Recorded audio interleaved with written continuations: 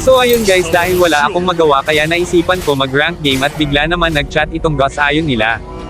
Sino makakapatay sa Exia at target lock ko?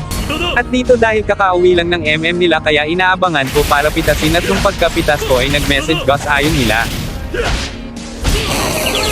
Okay, target lock show.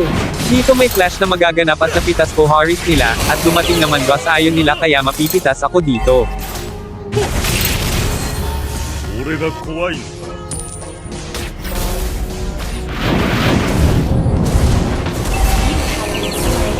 Ano ba yan, hina mo naman? Dito ay tamang push kami sa tower at pagkababa ko nga dito ay nakaabang pala Gus Ion nila kaya mapipitas ako. Wala yang show sakin, slow hands. Kahit saang lane ako pumunta ay sinusundan niya talaga ako.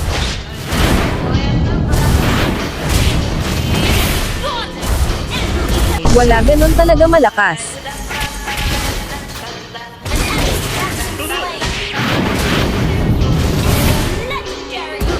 At dito sa sobrang bilis ng kamay niya ay ma-triple kill niya kami dito.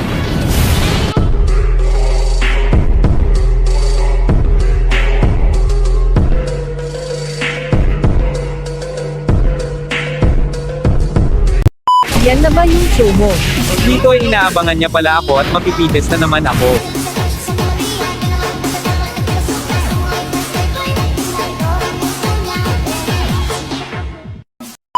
At dito ay inabangan ko siyang dumaan dito para makabawi na ako.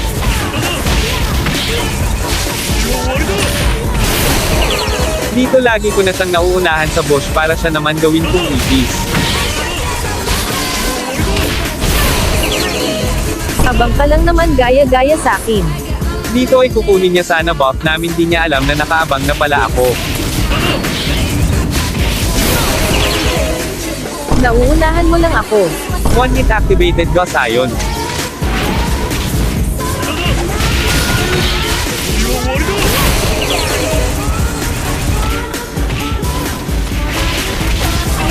Gusto mo ba ganito kasakit damage ng sumo? I-copy link mo lang itong video at i-follow muna din ako para updated ka sa susunod na video ko. Salamat!